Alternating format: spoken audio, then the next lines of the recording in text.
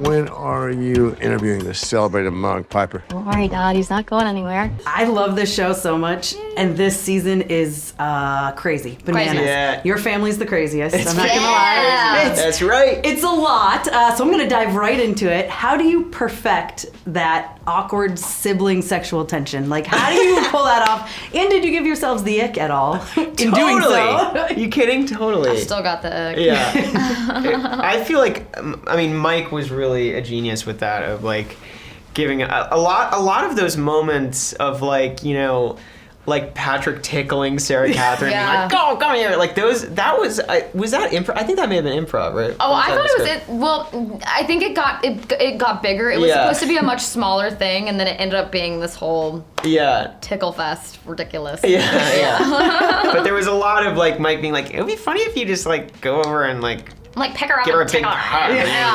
Yeah. And like mess with her ear. And yeah. So gross. Well, I do feel like Piper's kind of the one who's like the most removed from it all in a way.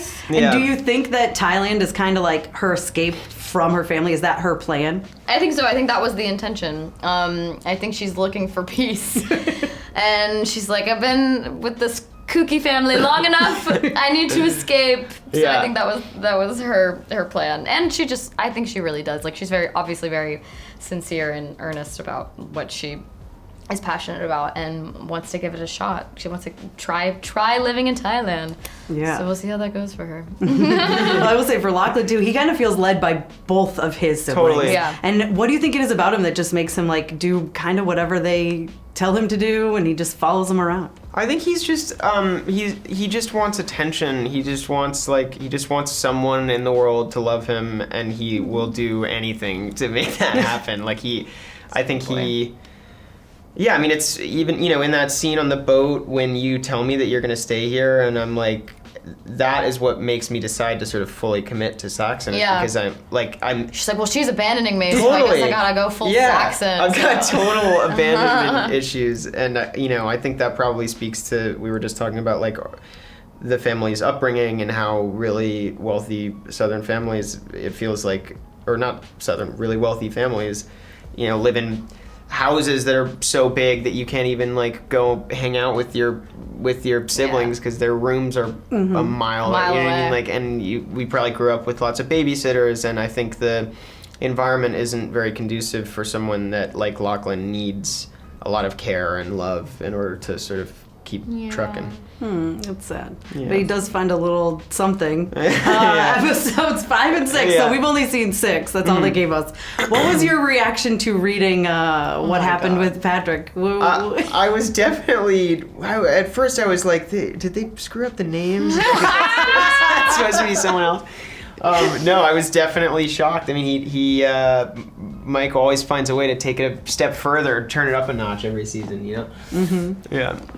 But without going, like, so extreme. Just, like, even just the little taste of it is, like, it's still so shocking. But it's, like, if he had gone even for, like, too far. Yeah, he knows where to draw the line. Yeah, exactly. He knows exactly. Yeah. It could have been worse. It could have been worse. It for sure could have been worse. Especially, like, the vibes you get right from the beginning. I'm like, oh, this could have been... Yeah. Could have gone a lot further. Totally. Yeah. Besides you guys' storyline, is there one that you were most excited to see play out, or that shocked you the most when reading the script? When I read the scripts, I was really drawn to the ladies' stuff because it was just such classic White Lotus dialogue that I just really find delicious and enticing.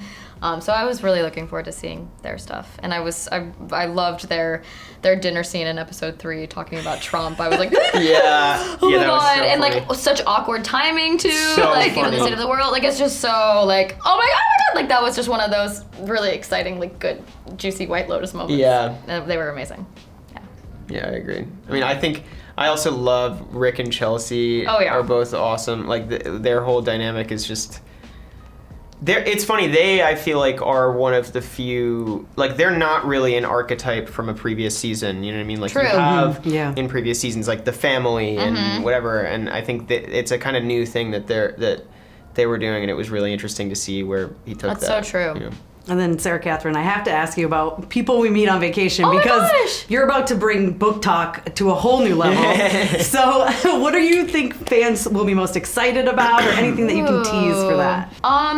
You know what? I think they're gonna be really excited about the wardrobe specifically in that show. Like, I mean, my character's outfits were so stellar. I wanted to take everything, but like, it's very colorful and it looks like it was a book made into a movie.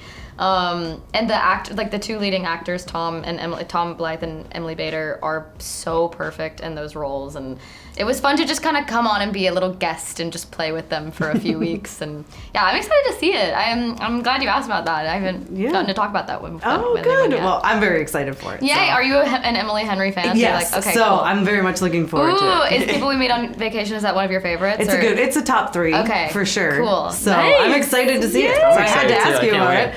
And then I have to ask you about Perfect Couple too, because that also has a little bit of a weird family. Yeah, There's a family dynamic there for sure. Yeah. So can you talk about finding the difference in portraying both of those? Yeah, I mean, it's interesting. My character in The Perfect Couple was really, actually, I think, pretty similar to Lachlan in a lot of ways.